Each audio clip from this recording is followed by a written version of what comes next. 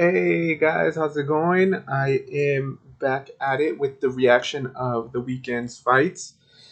Let's just say the weekend was a little awkward as far as betting goes. I do know Jose Ramirez did what we expected him to do.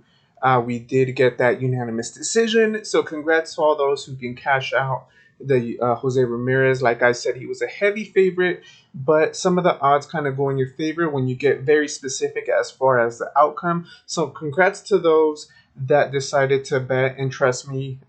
Thank you for trusting me on getting that decision.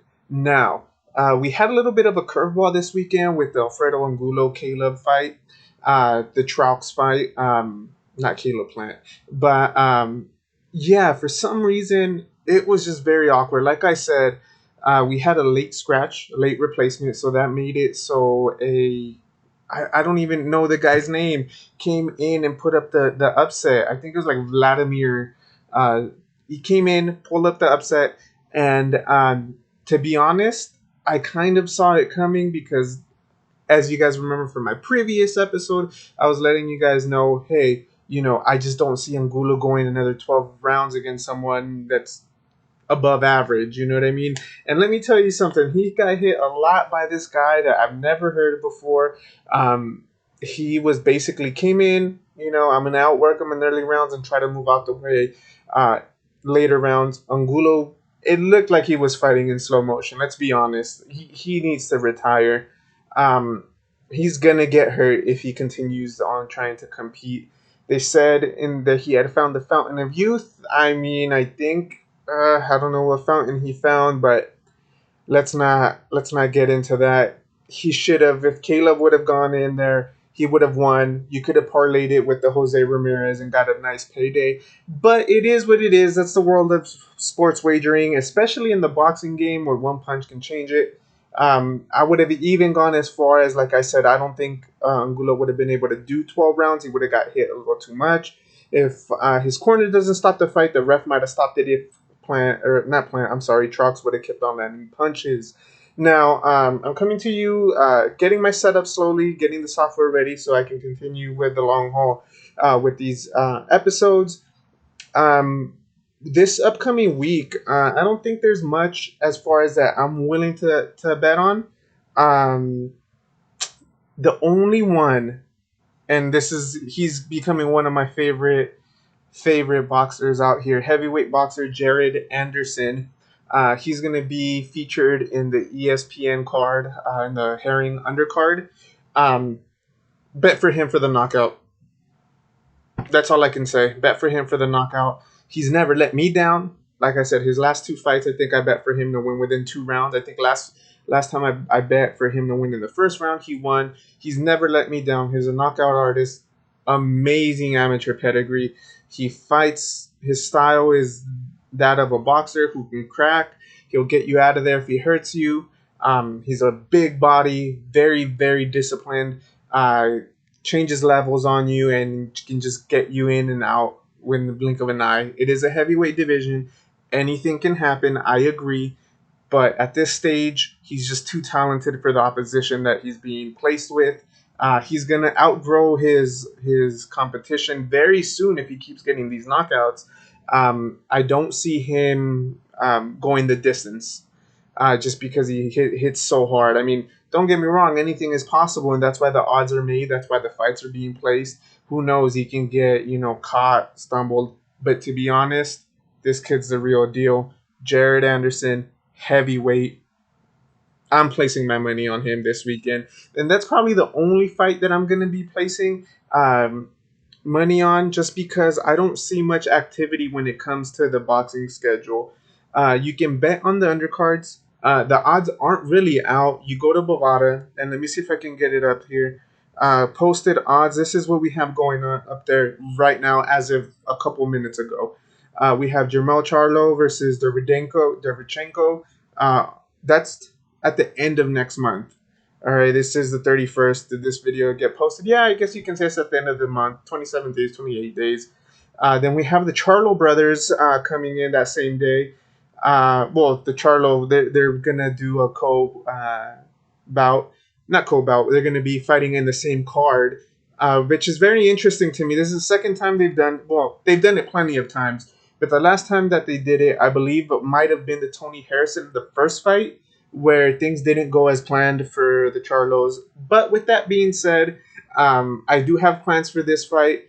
I will give you one tip though. If you are leaning towards Jamal Charlo, the odds I want to say last week were at 135. They jumped up to 155 this month or this week.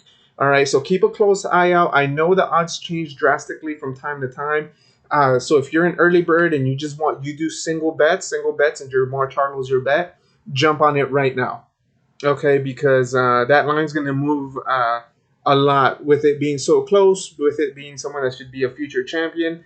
That line's going to be moving. Unless you're trying to parlay the night of, I would say place your bet, unless you're going for Derevchenko, where the odds might sway in his favor.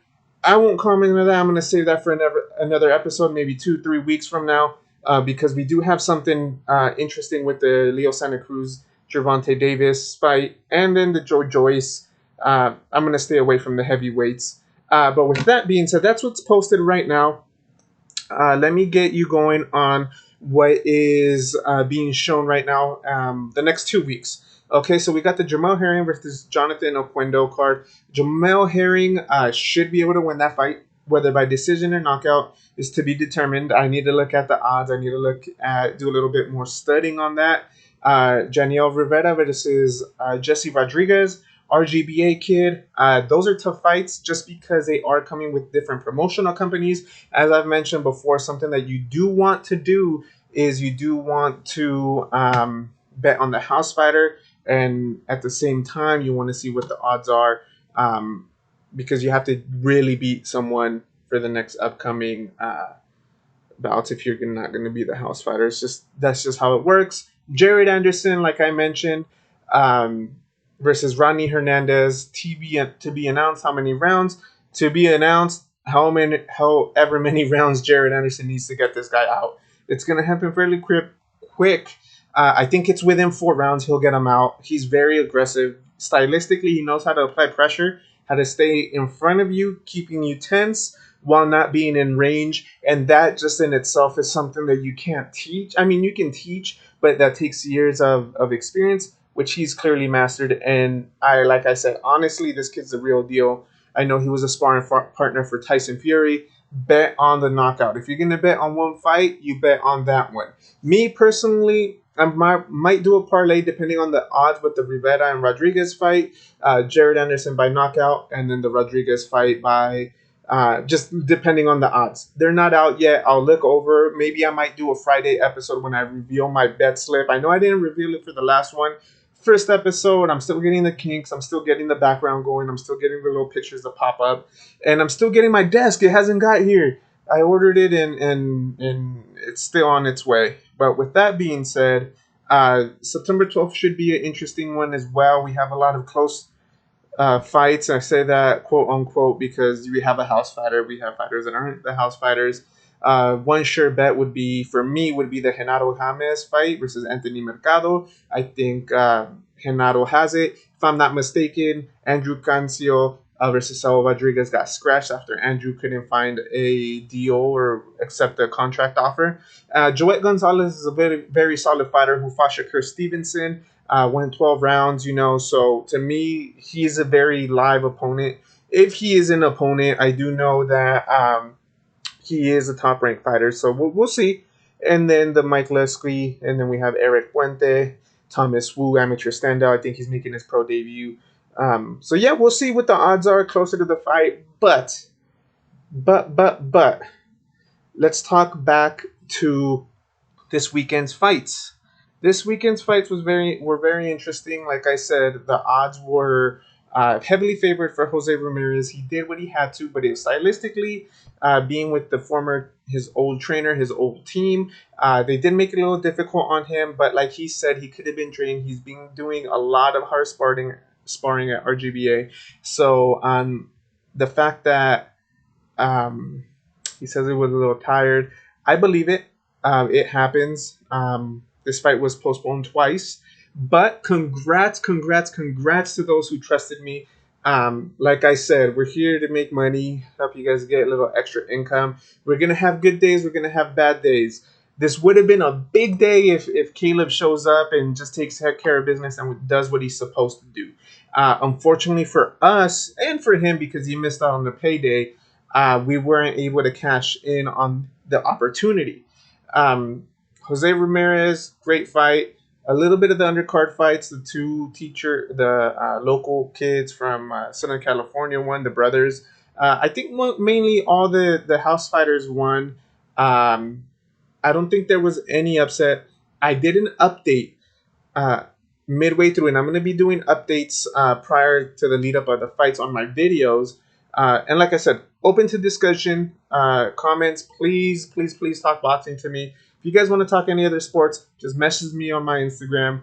I'll link it eventually once I get my desk and my setup so I can have it down here and we can get that going. But for the most part, yeah, just and I'm gonna pop up the schedule, the upcoming fight, and the odds right now. Just remember, I updated it. I said the Javier Martinez fight versus Rance Ward. I don't know what the odds are because honestly, odds are hard to find, especially when you're doing it online. Vegas is the way to go. If you make a weekend trip out of it, find a card that you really like, and if you really feel strongly about it, make it a trip. Make it a trip. Save up a little bit of money for entertainment purposes, and you might get a free trip out of it. That's usually what I do. And like I said, the Javier Martinez versus Rance Ward. Unfortunately, Angulo lasted the 12 rounds. I primarily think was because that other opponent was only in it for 4 or 5 rounds, and then he gassed out. But Angulo, being the slow motion fighter that he is, he carried, not carried, but was able to keep the guy alive in there.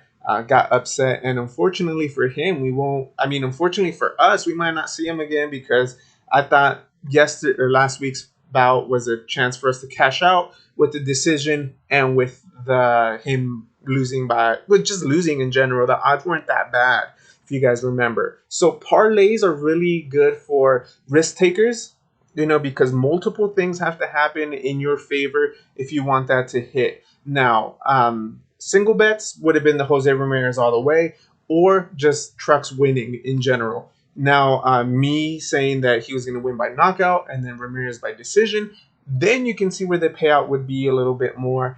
But with that being said, you have to know when to take the risk and when not to take the risk. And that's when my comment section becomes a thing of beauty, because I will be replying to comments and I will be giving advice throughout the upcoming weeks as far as parlays, straight bets, late scratches like this. Honestly, I'm going to try to do my best to keep up with it. But for the most part, we'll talk more. I want to do one more video. I think I'm going to have my desk set up by then. I don't know what, I don't even have a chair for that, but we're going to get going and we're going to take it day by day. I want to post the odds one by one, get you guys the setup that we need. But my reaction to that was good, fair game. For Jose Ramirez, I want to see the odds versus the Josh Taylor fight. I want to see the odds if he does squeak by a Crawford fight. I do know that Crawford would be a tough task, and to be honest, I have a specific bet already in mind for that one. I don't know about the Josh Taylor. I think he's a rugged opponent. He's there to get hit. I know they're both there to get hit. Stylistically, it would be fireworks. At some point, you have to say, Jose Ramirez has been sparring with Virgil, so who really has the advantage when it comes to preparation for the fight? And with that being said, like what we saw the outcome, he looked a little bit slow, a little bit sluggish. Was it just a one-time thing due to COVID and being in the bubble, postponed twice? We don't know. We don't know until he steps into that ring and we see where he's at and how he's moving. And we'll find out, right? But one thing that we do need to find out before we place any bets are the odds, which we don't have yet.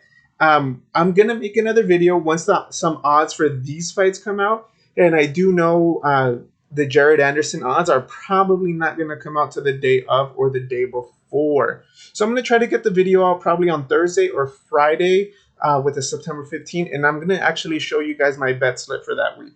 I'm not gonna go heavy. Like I said, I'm slowly trying to get a little bit of a um, passive, like just income, so that when I do hit big, I can donate some of that money and sponsor amateur fighters, sponsor professional local fighters, and get them going. Put something with the box office on their trunks, on their robes, something to get them going, to give us shout outs, so that it's just not me getting the shout outs, it's the whole community. With that being said, Jared Anderson is looking really good for me right now. Other than that, I this was just a reaction video to show you guys where we at, what we have coming up, and what we're going to be talking about on Friday. Now, with that being said, I'm going to do a little bit more homework on the fights upcoming this week, and for the upcoming fights this week. And then what I'm going to do is I'm going to let you know what the odds are. But that Jesse Rodriguez fight, the more I'm staring at it right now on my screen, the more I want to place a little wager on it. Jose Martinez, probably not. Jared Anderson for sure. I'll let you guys know if there's a parlay that you guys should look out for, and then I will update that as well.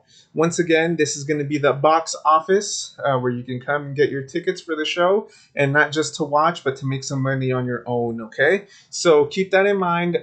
Thank you all. Remember to like, subscribe, reach out to me on Instagram. I'll be fixing this page up. Don't worry. We're going to make it little by little. And then eventually, once we blow up, guys, you're going to be seeing our stuff on some of your favorite boxers on TV. All right, guys. So take care. Hope you guys made some money. Jose Ramirez by unanimous decision. We called it here first. We're going to give you guys another episode for this upcoming for September 5th. September 12th, I might not be able to make a video for you guys, letting you guys know right now, unless I make it very, very early with my predictions. I do have a fighter that's going to be there on September 12th. So it'll be a different experience for me. Like I said, I try to restrain myself for doing my fighters' bouts, but it's really hard when you know what you have in your corner. With that being said, the box office, hope you guys got a winning ticket, and we'll see you guys either on Thursday or Friday with a new bet slip so you guys can get some more cash. Take care, guys.